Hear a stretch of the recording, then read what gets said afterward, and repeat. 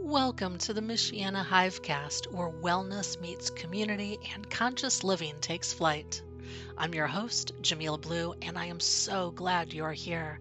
This is your space to expand, evolve, and grow together.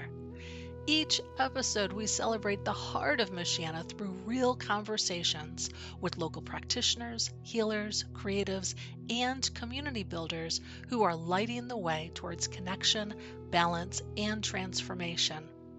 Whether you're just beginning your journey or deep in your practice, you'll find inspiration, insight, and a sense of belonging right here in the Hive. At Conscious Michiana, we are all about uniting people, sharing resources, and co-creating a thriving, holistic community. So let's get buzzing, and thank you for being a part of this conscious collective. The Michiana Hivecast, buzzing with wellness, connection, and conscious living in Michiana. Expand, evolve, grow.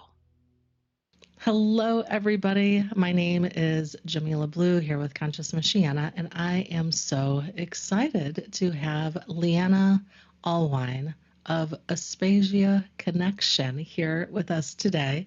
She has a fantastic story that I cannot wait to share with our audience and for you to get to know her a little bit better in the work that she does. So welcome, Leanna. How are you today? Well, thank you. Thank you for that welcome. It was lovely. I'm good. I'm good. One of the things that I find so intriguing about your story is where you came from in your history as a forensic nurse. Will you just start us off just kind of telling us a little bit about your path to nursing, what drew you there, and then how that turned into forensic nursing, and just kind of like very quickly go through, the how you came to be before we get into the breathwork part. Yeah.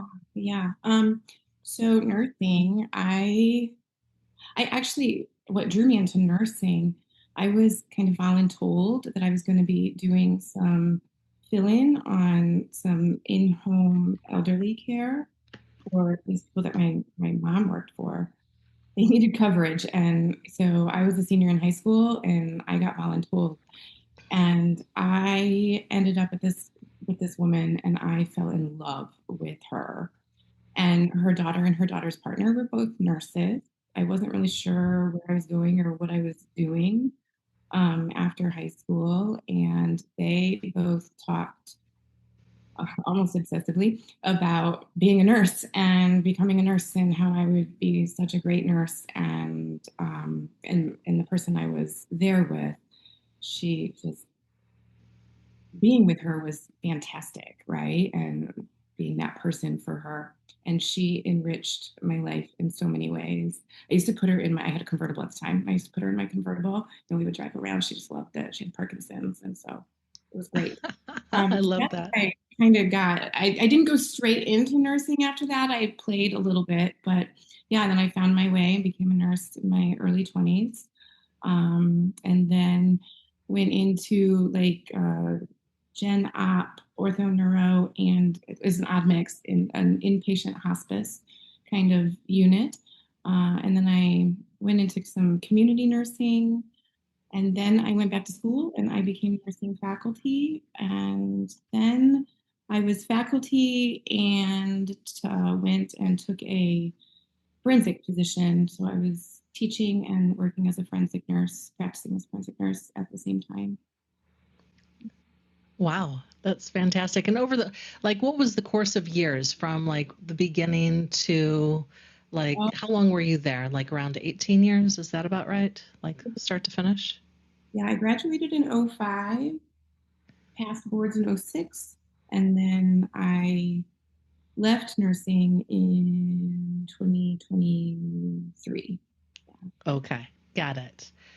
Now, what did nursing or forensic nursing, whichever way you'd like to answer it, teach you the about how the body holds on to what the mind can't quite process? Oh. So, physiology, right? But then in forensic nursing, studying trauma and the neuroscience, neurobiology of trauma, and that led me into doing research. I was leveraging both positions, doing the research for the faculty position and learning it for the forensic position. Um, and that really led me into learning how the body processes trauma and the disconnect that we have in the understanding of our brain and body and nervous system, and that the body is really, I'll use scorekeeper. Most people have heard the book The Body Keeps the Score, right? The body really is the scorekeeper, and the mind is secondary. The brain is secondary. The body is first when it comes to like stress and trauma and overwhelm. It seems as though there's a real leap from forensic nursing to becoming a breathwork facilitator. Was there a specific case or reason or breakthrough moment that you may have had that helped you realize just the way that you wanted to have a different way of working with the body? Like, what happens there? So what was my moment that was like when I built my life? Yeah. Yeah. So there was back in 2017, there was a case I was called in for, a forensic case. And it was the first, not that cases were easy, but it was the first case that really rattled me. And I, walking out of the hospital that day, my mind couldn't tell you, but my body knew something happened that day. And I didn't go back. It was actually a domino effect from 2017, it was like late 17 into 2020.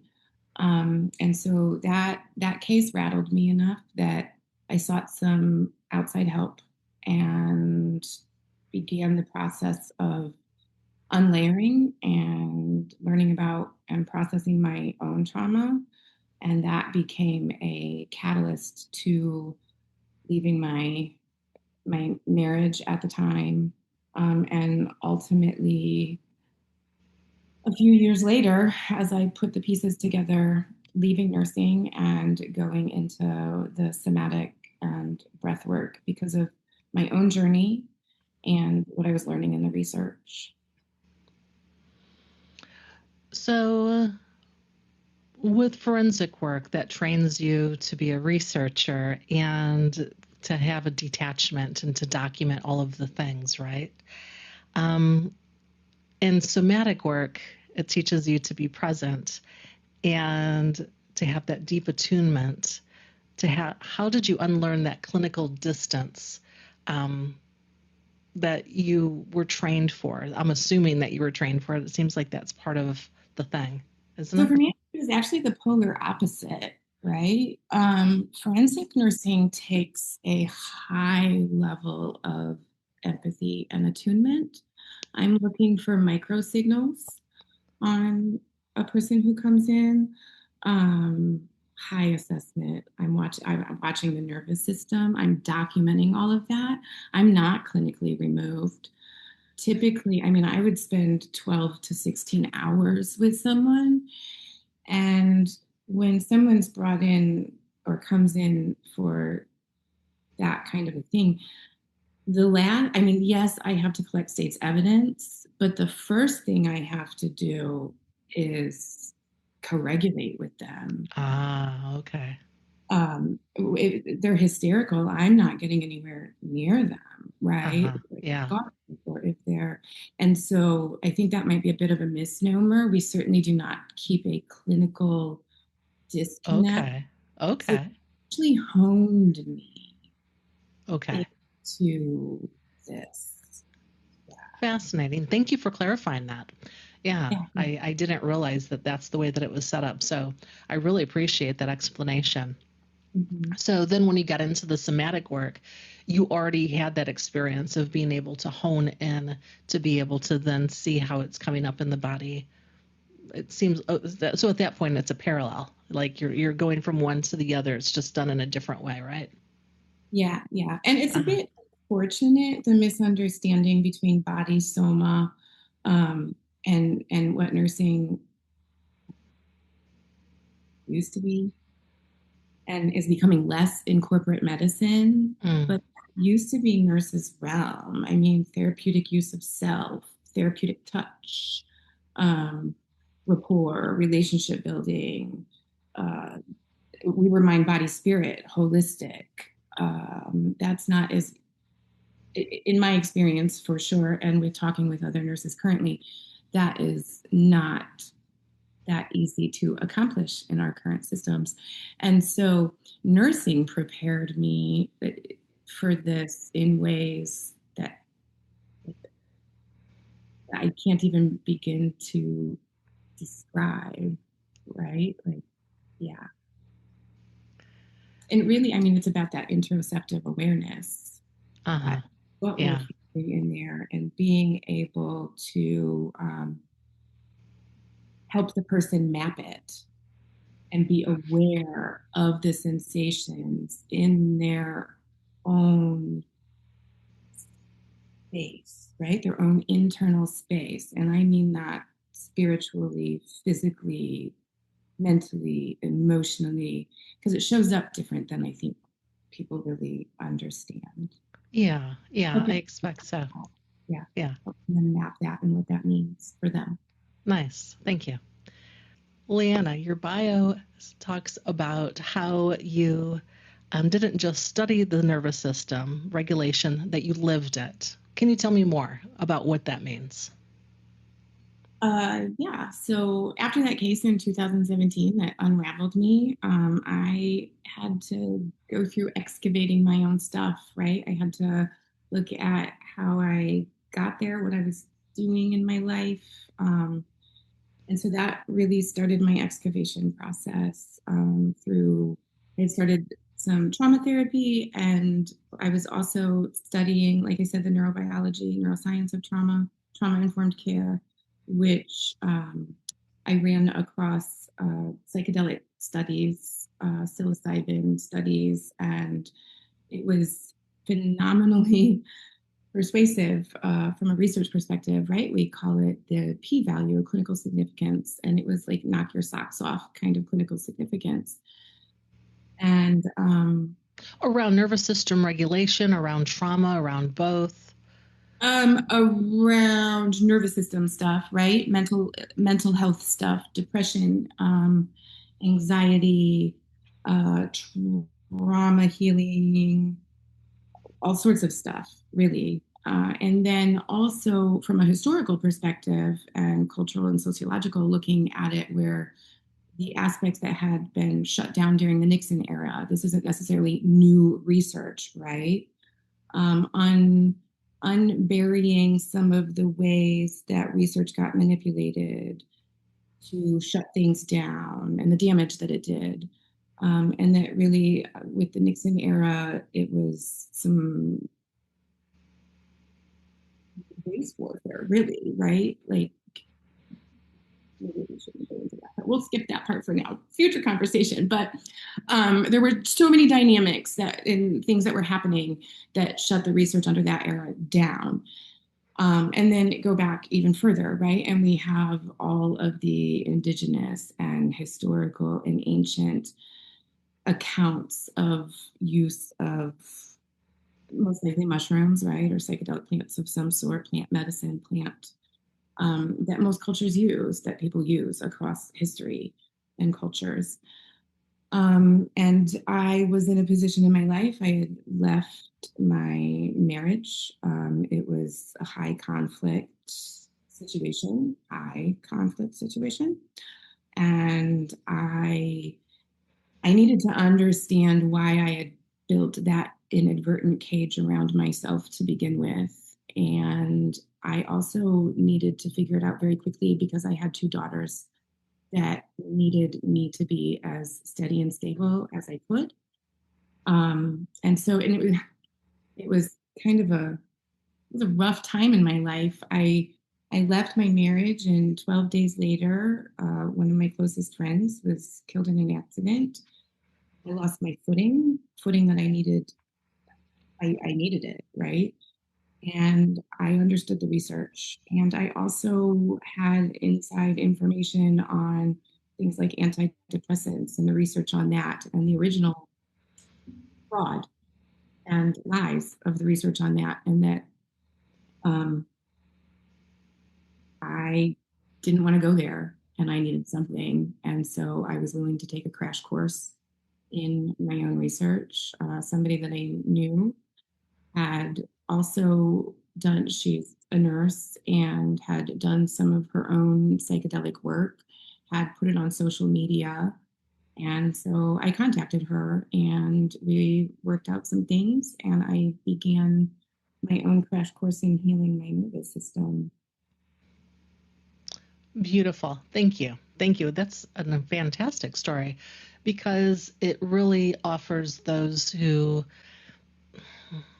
don't want to take drugs, pharmaceuticals, hope. There's ways that our body can heal itself. There's ways that there's plenty of alternatives to not have to go down that path, those path of lies, as you had said, that we can utilize that will make a huge difference within our life. So I love that story because I think that it's really helpful for just knowing that there's other alternatives and you did it. And that means others can too. So I love that. And I want to clarify in this because I said I found the psychedelic research when I was doing the trauma research, right? Nervous system research, things like that. But what we're really talking about are altered states. And we don't have to have psychedelics to get there. This is where the breath work comes in, and also why I found it so absolutely stunningly cool. It's the full circle, right?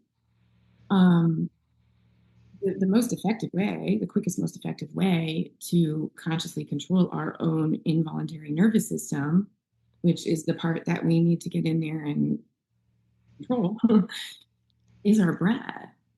It is simply our breath. And so for people, yes, who don't want to take pharmaceuticals and are looking for more holistic based, plant based ways to do things, but also for people who don't want to ingest anything, right? Mm-hmm. And it's beautiful. And some of the most profound experiences I've had came from breath work rather than plant medicine. And I love how our body has the ability to heal itself and brings up the stories that it's wanting us to experience for us to go through in the breathwork process. It's just a beautiful way. Our body heals ourselves of colds if we allow it the space to do so, and cuts if we allow it to do so. It has its own innate ability to heal. Going into those non-ordinary states of consciousness also allows it to heal and allow those things to come up. And it's just a beautiful experience. And I'm so happy that this is something that you're offering folks.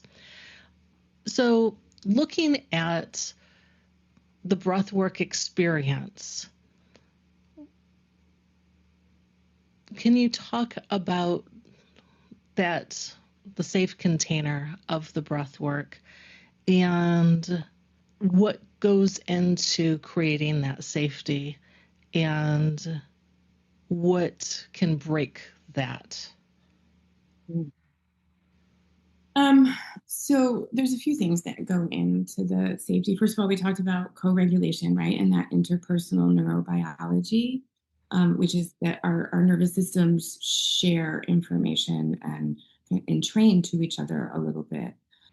So one is me, right, or the facilitator, and there can be no rhyme or reason if you don't feel safe with a facilitator, right? It could be something in your own nervous system, your own history that you're not even aware of, that this particular person happens to just hit for you, and that's okay, right? So it's the set and setting, so your own mindset and nervous system state, then the facilitator's set and nervous system state, the setting that you're in, um, the safety of the environment, um, and also for people with higher trauma loads, um, someone who is able to watch and know the working signs of the nervous system and to be able to see those signs um, before you're getting too close to the edge of the window of tolerance. So that's really what we're talking about, is that when we go into altered states, the areas of the brain that kind of keep things guarded up there, like this part connects with this part and this part connects with this part, and never the other two shall meet, kind of thing. All of those come down a little bit, right? We just bring the walls down a little bit, and we it's the window of tolerance we each have in our nervous system of how much we can process and not become completely dysregulated. We don't want to keep dysregulating people, right? Necessarily. And so we want to work within that window of tolerance for people who come with high trauma loads. Otherwise, we risk re traumatization in the body. So that is an area that I hold deeply for safety, um, and some education in as breath work becomes more familiar to people and more popular, and that there are these large retreats and groups and things like that, that if you're not familiar with it, or you're a person that is going in with a high trauma load, that may not be the best environment. Well, it's not. It's just not the best environment for you to be experiencing it in without some safety guardrails in place. And so really knowing your facilitator and where they come from and things like that's important as well. Absolutely. Absolutely. Thank you. So let's talk about Aspasia Connection. How did you come across the name Aspasia Connection? Who is Aspasia? Aspasia is an ancient Greek philosopher, a little known one, at the time of Socrates. Actually, Socrates uh, refers to her as one of his mentors. And she was known for seeing the connections and continuing to empower people through education and well-witted dialogue. Um, and I, when I was faculty, so first I had that love of her, right? She was an intelligent, question asking, difficult woman back in the 400s, right? And then when I was teaching, it was a bit of a love-hate relationship for my students with my teaching method, because I was well versed in the Socratic method. And I typically answer a question with a question, which would be frustrating to them at points, right? And so it became my reputation of being that Socratic professor, and they would joke with me about it. And so when I found out that she was considered his mentor, I'm like, oh, this is perfect. Of course, this is the name, right? And it is in the connections that were happening for me in my life, intellectually, professionally, personally, that all of this wove together. And so it was the perfect name. Beautiful. And I can see how it relates into you and your practice and what you do. So I think that it's just fantastic. Spot on. The little bit that I know you, it's spot on. Let's talk about your workshop that you have coming up. When is it? What is it called? Where's it going to be? What's it about? It is July 11th from 11 to 1 at a healing oasis in South Bend. And it's called Breathe to Understand, Breathe to Restore. So the first segment will be a conversation about nervous systems. We'll go a little deeper into really how they work. We misunderstand them as a collective whole, our nervous systems we do, and they're kind of our operator's manual, if you will. So a little deeper into that, a conversation about your nervous system and what that means for you. And then we will go into experiencing it. So you will experience what you've just learned. We'll go into yin, which is a restorative breath, and end at about 1 o'clock. Why do you start with the understanding the nervous system in the workshop before you go into the yin practice? Oh, it is, I find it to be empowering when we understand how our body works. And that is one of my core values is empowerment through education. And nervous system literacy is so unbelievably important in ways that it is the filter that we process our lives through. And when we don't know where that filter got built from or what we're carrying with us, because it's a filter of our history. And when we don't understand that, we're left with a lot of moments in our life going, what the, those moments, right? Like, why did I just do that again? Like, I didn't want to do that again. Why did I do that again? Right? Well, I'll get back to that body and brain thing. The body is first. Body is first. And so until you know that programmed filtering operating system in there and where it's all coming from, you can't find the gap. And it's in that gap, that pause, that we get choice. Regulation restores choice. Mm-hmm. And so when you have an insight only gets us so far. And so I'll give some insight, but then we have to experience it. And our body needs repetitive felt sense of safety. We cannot think our way into safety. Most people have that backwards. And so I'll give you the why and the insight, but then we're going to immediately go into the feeling, the experience, because that's what the body needs. And with it being a yin restorative session, so to clarify, that's not going to be activating, it's not cathartic, it's yin. Can you dive a little deeper into what that means for someone who's thinking of breath work as something more activating? Yeah. So we control the tempo, right? We're basically consciously taking over the rate and rhythm of the breath and manipulating respiratory gases. And so in that, as a facilitator, I can build to certain levels, right? And I can build up to like a peak and a peak catharsis, which is that emotional release. And then bring somebody or a group back down into the grounded state again. Again, I skip that, right? So I create it in such a way and curate it in such a way that we get over into that parasympathetic. So we change nervous system state down into that deeper subconscious level, but we don't build it so much where we have a driving toward peak or emotional release.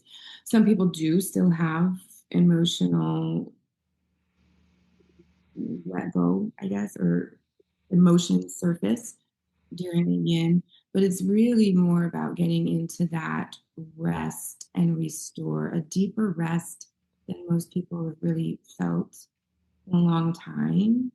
I think we've forgotten how to really rest. And so that's really what it's for. So it's a little bit gentler, and we just don't climb all the way to the crescendo. We just arc it up, keep it there, and bring it back. Nice. Mm-hmm.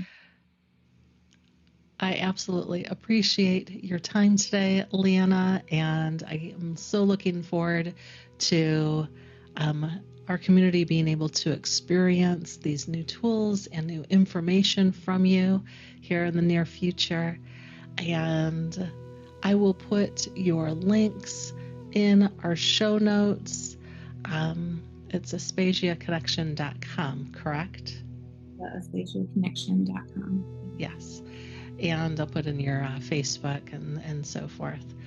And thank you so much for your time and all that you do within our community. I'm so happy that you're here to be able to offer these fantastic tools from your amazing experience, the in-depth experience that you have learned all these years, to be able to bring it into practice in a way that's so helpful to the community. So thank you for that. Thank you for having me. Lovely. You're welcome. That is a wrap on today's episode. Thank you so much for joining us in the Hive. We hope you're walking away inspired, energized, and ready to expand, evolve, and grow on your own journey. If this conversation moved you, sparked a new idea, or made you feel more connected, share it with a friend and help us keep the buzz alive. Conscious Michiana is a nonprofit powered by community, and your support helps us keep creating meaningful content, hosting events, and connecting people to the resources they need to thrive. Visit consciousmichiana.org/donate to contribute, because every drop of honey helps. Don't forget to subscribe, leave a review, and stay connected with us on social media. Until next time, be well, Michiana. The Michiana Hivecast, buzzing with wellness, connection, and conscious living in Michiana. Expand, evolve, grow.